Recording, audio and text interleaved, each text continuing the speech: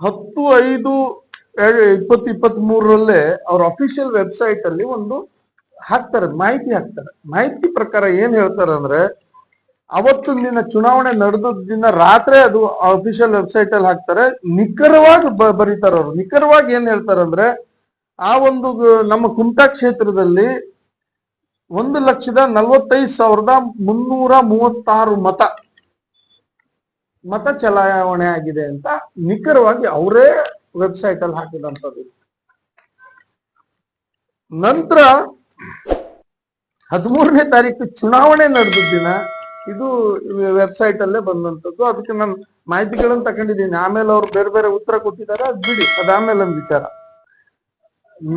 ನಂತರ 13ನೇ ತಾರೀಕಿಗೆ ನಡೆದಂತ ಚುನಾವಣೆ ಇದ್ರೊಳಗೆ ಅವ್ರ ಮಾಹಿತಿ ಪ್ರಕಾರನೇ ಮತ್ತೆ ನಮ್ಗೆಲ್ಲ election result, final result 13 counting ದಿನ, ಮೇ 23. 13ನೇ ತಾರೀಕಿಗೆ ಆಶ್ಚರ್ಯಕರ ಬೆಳವಣಿಗೆ ಎಂದು ನಮಗ್ ನಂತರದಲ್ಲಿ ಬೆಳಕಿಗೆ ಬಂದಂತದ್ದು, 1,46,606 EVM ವೋಟ್ಸ್ ಕಾಸ್ಟ್ ಆಗಿದೆ ಅಂತಾರೆ. 46,606. 1,270 ವೋಟು ಹೆಚ್ಚು ಕಾಣ್ತದೆ ಕೌಂಟಿಂಗ್ ನಲ್ಲಿ. EVM ವೋಟ್ಸ್, ನಾ ಬಾಕಿ ವೋಟ್ಸ್ ಹೇಳ್ತಿಲ್ಲ. ಬಾಕಿ ಅವರು ಅವತ್ತು ವೆಬ್ಸೈಟ್ ಕೊಟ್ಟಂತದ್ದು ಅದು EVMದೇ. ಕೌಂಟಿಂಗ್ ಆದ್ಮೇಲೆ ಕೊಟ್ಟಂತದ್ರಲ್ಲಿ 1,46,600. ಆಮೇಲೆ ನಾವು ಅವ್ರು ಕೇಳಿದಾಗ ತಕ್ಷಣ ಅದಕ್ಕೆ ಉತ್ತರ ಕೊಡ್ಲಿಲ್ಲ. ಎಷ್ಟೋ ದಿನದ ಮೇಲೆ ಉತ್ತರ ಕೊಡ್ತಾರೆ, ಇಲ್ಲ ಅದು ಟೆಕ್ನಿಕಲ್ ಏನೋ ಆಗಿರ್ಬೋದು, ಇಷ್ಟು ವೋಟ್ ಕಾಸ್ಟ್ ಆಗಿದೆ ಅಂತ. ಅಲ್ಲ, ಅದು ಪೋಸ್ಟಲ್ ವೋಟ್ ಬಗ್ಗೆ ನಾ ಮಾತಾಡ್ತಿಲ್ಲ, ಅದು ಬೇರೆ. ಪೋಸ್ಟಲ್ ವೋಟ್ ಬೇರೆ, ಸರಿ, ಅದಲ್ಲ, ಅದು ಟೋಟಲ್ ಬೇರೆ.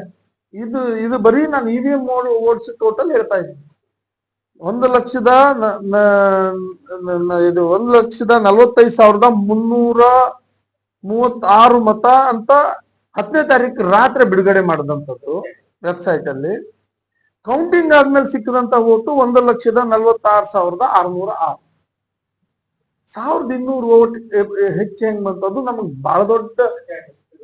1,270 ವೋಟ್. ಅಲ್ಲಿಂದ ನಮಗೆ ಒಂಥರ ಇದೇನೋ ನಡೆದದೆ ಅನ್ನೋದು ನಮಗೆ ಒಂದು ಮನವರಿಕೆ ಆದಂಥದ್ದು. ನಂತರ ಎಲ್ಲಾ ಮಾಹಿತಿಗಳು ಕೇಳಿದ್ರೆ, ನಾವೆಲ್ಲದೂ ಮಾಹಿತಿಗಳು ಕೇಳಿದ್ವಿ. ಇದಕ್ಕೆ ಒಂದು ಮಾಹಿತಿ ಬಹಳ ಇಂಪಾರ್ಟೆಂಟ್. ನಮ್ಗೆ ಮಾಹಿತಿ ಬೇಕಾದದ್ದು ಯಾವ್ದಾಗಿತ್ತು ಅಂದ್ರೆ, ಇಲೆಕ್ಷನ್ ಕಮಿಷನ್ ಇಂದ 17A ಅಂತ ಇದೆ. 17A 17C 2 ಪ್ರಕಾರ ಅದು ಇಲೆಕ್ಷನ್ ಕಮಿಷನ್ ನಲ್ಲಿ. ಈ 17A ಏನ್ ಹೇಳ್ತದಂದ್ರೆ, ನಾವು ಇಲೆಕ್ಷನ್ ದಿನ ಇಲೆಕ್ಷನ್ ಹೋಗ್ತೀವಲ್ಲ, ನಾವು ವೋಟ್ ಹಾಕಕ್ ಹೋದಾಗ ಫಸ್ಟ್ ನಮ್ಮ ವೋಟರ್ ID ತಕೊಂಡು ಕನ್ಫರ್ಮ್ ಮಾಡ್ತಾರೆ. ಆ ನಂಬರ್ ಟ್ಯಾಲಿ ಮಾಡಿ ನಮ್ಮ ಹತ್ರ ಇರೋ ವೋಟರ್ ID ಒಂದು ಐಡೆಂಟಿಟಿ ಪ್ರೂಫ್ ಇಟ್ಕೊಂಡು ನಮ್ಮನ್ನ ನೋಡಿ, ಅದಾದ್ಮೇಲೆ ನಮ್ಗೊಂದು ಸೈನ್ ತಗೊಂತಾರೆ, ಒಂದು ರಿಜಿಸ್ಟರ್. ಸೈನ್ ತಕೊಂಡ ಮೇಲೆ ನಮ್ಗೆ ವೋಟಿಂಗ್ ಮಾರ್ಕ್ ಹಾಕಿ ಆಮೇಲೆ ಅಲ್ಲಿ ವೋಟ್ ಹಾಕಕ್ ಕಳಿಸ್ತಾರೆ. ಇದು ಎಲ್ಲರಿಗೂ ಅನುಭವ ಪಟ್ಟಂತದ್ದು. ಅದು ಸಹಿ ಹಾಕೋ ರಿಜಿಸ್ಟರ್ 17A. ನಮ್ಗೆ ಇದು ಯಾವಾಗ ಡಿಫ್ರೆನ್ಸ್ ಬಂತು, ನಾವು 17A ಕೇಳಿದಾಗ ಅವರು ಡಿನೈ ಮಾಡ್ತಾರೆ, ಕೊಡುವುದಿಲ್ಲ. 17A ರಿಜಿಸ್ಟರ್ ಕಾಪಿ ಕೊಡಿ ಅಂತ ಡಿನೈ ಮಾಡ್ತೀವಿ, ಕೊಡಿ ಅಂತ ಕೇಳ್ತೀವಿ, ಅವ್ರು ಡಿನೈ ಮಾಡ್ತಾರೆ. ಅದಕ್ಕೆ ನಂತರ 45 ದಿನಾನೇ ನಮ್ಗೆ ರಿಟ್ ಪಿಟಿಷನ್ಗೆ ಹೋಗೋ ಅವಕಾಶ ಇರೋದ್ರಿಂದ ನಾವು ಹೈಕೋರ್ಟ್ಗೆ ಹೋಗ್ತೀವಿ. ಹೈಕೋರ್ಟ್ ಅಲ್ಲೂ ಅವ್ರು ವಾದ ಮಾಡ್ತಾರೆ ಕೊಡುವುದಿಲ್ಲ ಅಂತ, ಯಾಕಂದ್ರೆ ಅದು ಸ್ಟ್ರಾಂಗ್ ರೂಮ್ಗೆ ಹೋಗಿದೆ ಅನ್ನೋದು ಅವ್ರದ್ದೊಂದು ವಾದ. ಬಟ್ ಕೋರ್ಟ್ ಆರ್ಡರ್ ತಕೊಂಡು ಹೋಗ್ಬೋದು, ಬಟ್ ಕೋರ್ಟ್ ಅಲ್ಲೂ ಅದು ನಮ್ಗೆ ಆ ಫಸ್ಟ್ ರಿಲೀಫ್ ಸಿಗುವುದಿಲ್ಲ. ಆಯ್ತು, ಅದು ನಮ್ಗೆ ಅದ್ರ ಜೊತೆಗೆ ಅದೆಲ್ಲ ನಾವು ರಿಟ್ ಪಿಟಿಷನ್ ಅಲ್ಲಿ ಹಾಕಿದೀವಿ. ಅದ್ರ ಜೊತೆಗೆ ಹಲವಾರು ನ್ಯೂನ್ಯತೆಗಳ ಬಗ್ಗೆ ಹಾಕಿದ್ವಿ ನಾವು. ಅದ್ರಲ್ಲಿ ಮುಖ್ಯವಾಗಿ ಸಾಕಷ್ಟಿದೆ. ನಮ್ಗೆ 10ರಿಂದ 10:15ವರೆಗೂ ನಮ್ಮ ಕೌಂಟಿಂಗ್ ಹಾಲ್ ಅಲ್ಲಿ ವಿಡಿಯೋ ರೆಕಾರ್ಡ್ ಆಗ್ಲಿಲ್ಲ. ಅದಕ್ಕೆ ನಾವು ವಿಡಿಯೋಗಳನ್ನ ಕೇಳಿದಾಗ ಫಸ್ಟ್ ಕೊಟ್ಟಿಲ್ಲಾಗಿದ್ರು, ನಂತರ ಕೊಟ್ರು. ಬಟ್ ಹೈಕೋರ್ಟ್ ಅದನ್ನ ನಮ್ಮಿಂದ ತಗೊಳ್ಳಿಲ್ಲ, ಯಾಕೆಂದ್ರೆ ಅದು FSL ಆಗಿಲ್ಲ ಅಂತ. ಅದು FSL ಫಾರೆನ್ಸಿಕ್ ಲ್ಯಾಬ್ ರಿಪೋರ್ಟ್ ಅದಕ್ಕಿಲ್ಲ ಅಂತ. ಆದ್ರೆ ನಾವು ತಕೊಂಡಿದ್ದು ಇಲೆಕ್ಷನ್ ಕಮಿಷನ್ ಇಂದ. ಕೊಡ್ಬೇಕಾದವ್ರು FSL ಮುಖ ಮಾಡಿ ಕೊಡ್ಬೇಕಿತ್ತು, ನಾವು ಮಾಡಕ್ ಆಗೋದಿಲ್ಲ, ಯಾಕಂದ್ರೆ ಒರಿಜಿನಲ್ ಕಾಪಿ ನಾವು ಮಾಡಿದವ್ರಲ್ಲ. ಬಟ್ ಹೈಕೋರ್ಟ್ ಅದನ್ನ ಪ್ರಶ್ನೆ ಮಾಡಿದಾಗ ಅದನ್ನ ಎವಿಡೆನ್ಸ್ ಆಗಿ ತಕೊಂಡಕ್ ಹೋಗ್ತಿದ್ದು ನಾವೇನು ಮಾತಾಡಕ್ ಆಗೋದಿಲ್ಲ. ಯಾಕಂದ್ರೆ ದೇವತೆ ನ್ಯಾಯ ದೇವತೆಗಳು ನಾವು ಉತ್ತರ ಇದು ಆರ್ಡರ್ ಕೊಡ್ತೇವೆ ಅಂತ ನಾವು ಏನು ಹೇಳಕ್ಕಾಗಲ್ಲ. ಅದು ಹಂಗಾಗಿ ನಮ್ಗೆಲ್ಲೋ ಒಂದ್ ಕಡೆ 17A ಇನ್ನೂ ಸಿಕ್ಕಿದ್ರೆ ಆಗ್ತಿತ್ತು. ಈ ಒಂದು ವಿಡಿಯೋ ಇದ್ರಲ್ಲೂ ನಮ್ಗೆ ಏನು ಪ್ರೂವ್ ಮಾಡಕ್ಕಾಗಿಲ್ಲ. ನಂತರ ನಮ್ಗೆ ಸಮಸ್ಯೆ ನಮ್ಗೆ ಎಲ್ಲಿದಾಯ್ತು ಅಂದ್ರೆ, ನಾವು ನೋಡಿ ಇಲೆಕ್ಷನ್ ನಲ್ಲಿ ಪ್ರೊಸೀಜರ್ ಏನಂತಂದ್ರೆ, ಈ ಪ್ರತಿಯೊಂದು ಬೂತಿಗೆ 3 ಮಷಿನ್ ಬರ್ತದೆ. Control unit, balloting unit, VVPAT. ಪ್ರತಿ ಬೂತ್ಗೂ ಒಂದೊಂದು ಮಷಿನ್ ಕೊಡ್ತಾರೆ. ಕೊಟ್ಟು ಅದಕ್ಕೆ ಆ ಪರ್ಟಿಕ್ಯುಲರ್ ನಂಬರ್ ಇರ್ತದೆ, ಯುನೀಕ್ ಐಡೆಂಟಿಟಿ ನಂಬರ್ UIN ಪ್ರತಿಯೊಂದು ಮಷಿನ್ಗೂ. ಅದು ಹೆಂಗೆ ಅಂದ್ರೆ ಇಡೀ ದೇಶದಲ್ಲಿ ಬೇರೆ ನಂಬರ್ ಇರುವುದಿಲ್ಲ, ಈ ಮೊಬೈಲ್ ನಂಬರ್ ಇದ್ದಂಗೆ. 215 ಬೂತ್ಗೂ ನಮಗೆ ಸಪರೇಟ್ ಮಷಿನ್ ಕೊಡ್ತಾರೆ. ಸಪರೇಟ್ ಮಷಿನ್ ಕೊಟ್ಟು ಅದು ಸೆಕೆಂಡ್ ರ್ಯಾಂಡಮೈಸೇಷನ್ ಲೀಸ್ಟ್ ಅಂತ ಮಾಡಿ ನಮ್ಗೆ ಎಲ್ಲಾ ಪಾರ್ಟಿಯವ್ರಿಗೂ ಕೊಡ್ತಾರೆ. ನಮ್ಮ ಪಾರ್ಟಿಯವ್ರಿಗೂ ನಾವು ಚೆಕ್ ಮಾಡ್ತೀವಿ. ಅದೇ ಮಷಿನ್ ಬೂತ್ ವೋಟಿಂಗ್ ದಿನ ಹೋಗ್ತದೆ. ವೋಟಿಂಗ್ ದಿನ ಏನಾದ್ರೂ ಹೆಚ್ಚು ಕಡಿಮೆ ಆದ್ರೆ ಮಷಿನ್ ಚೇಂಜ್ ಮಾಡೋದಿದ್ರೆ ಅಲ್ಲೊಂದು ರಿಪೋರ್ಟ್ ಆಗ್ತದೆ, ರಿಪ್ಲೇಸ್ಮೆಂಟ್ ರಿಪೋರ್ಟ್ ಅಂತ ಮಾಡ್ತಾರೆ. ಎಷ್ಟು ಟೈಮ್ಗೆ ಆಯ್ತು, ಏನಾಯ್ತು, ಎಲ್ಲ ಮಾಹಿತಿಗಳು ಒಂಥರ ಪೊಲೀಸ್ ಡಿಪಾರ್ಟ್ಮೆಂಟ್ ಅವ್ರ ಪಂಚನಾಮೆ ಮಾಡ್ದಂಗೆ ಮಾಡ್ತಾರೆ. ಈ ಅವ್ರು ಕೊಟ್ಟದ ಲೀಸ್ಟ್ ಪ್ರಕಾರನೇ ಅಧಿಕೃತ ಇಲೆಕ್ಷನ್ ಕಮಿಷನ್ ಕೊಟ್ಟಂತ list reserve report replacement list ಪ್ರಕಾರ 10 ಮಷೀನ್ ಚೇಂಜ್ ಆಗಿದೆ. ಇಲೆಕ್ಷನ್ ದಿನ ಅವರು ಅಂದ್ರೆ ಚೇಂಜ್ ಮಾಡಿದ್ದು, ಅಧಿಕೃತ ಚೇಂಜ್ ಮಾಡಿದ್ದು. ಅಧಿಕೃತ ಚೇಂಜ್ ಮಾಡಿದ್ದು 10 ಮಷೀನ್. ಆದ್ರೆ ನಮ್ಗೆ ಅವ್ರು ಕೊಟ್ಟಂತ 17C ಅಲ್ಲಿ ಕಂಡು ಬರುವುದು 21 ಮಷೀನ್ ಚೇಂಜ್ ಆಗಲ್ಲ. 10 ಮಷೀನ್ ಚೇಂಜ್ ಆಗಿದೆ ಅಂತ ರಿಪ್ಲೇಸ್ಮೆಂಟ್ ರಿಪೋರ್ಟ್ ಅಲ್ಲ ಇಲೆಕ್ಷನ್ ಕಮಿಷನ್ ಕೊಡ್ತದೆ. ನಾವು ಆಮೇಲೆ ರಿಟ್ ಪಿಟಿಷನ್ ಹಾಕಿದಾಗ ನಮ್ಗೆ ಐಡೆಂಟಿಫೈ ಆದದ್ದು 21 ಮಷೀನ್.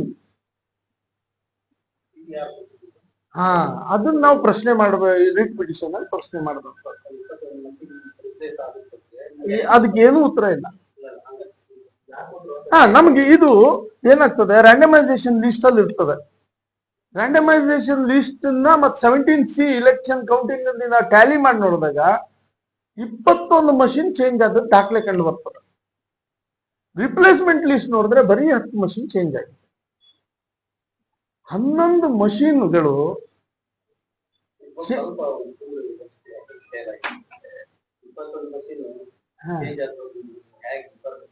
ಒಂದು ಸರ್ ಏನು ಅಂದ್ರೆ ನಿಮ್ಗೆ ಇಲ್ಲೇ ಹೇಳ್ಬಿಡ್ತೀನಿ.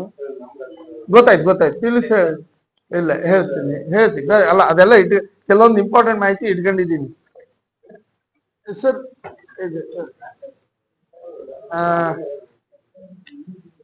ಸರ್ ಇದು ಸೆಕೆಂಡ್ ರ್ಯಾಂಡಮೈಸೇಷನ್ ಅಂತ ಇದೊಂದು ಲಿಸ್ಟ್. 215 ಬೂತ್ಗೆ ಯಾವ್ಯಾವ ಬೂತ್ಗೆ ಯಾವ್ಯಾವ ಮಷೀನ್ ಕೊಟ್ಟಿದ್ದಾರೆ ಅನ್ನೋದು ನಮ್ಗೊಂದು ಇದೆ. ಈ ರೀತಿ ಲಿಸ್ಟ್ ಕೊಡ್ತಾರೆ ನಮ್ ಮಷೀನ್ ನಂಬರ್ ಹಾಕಿ.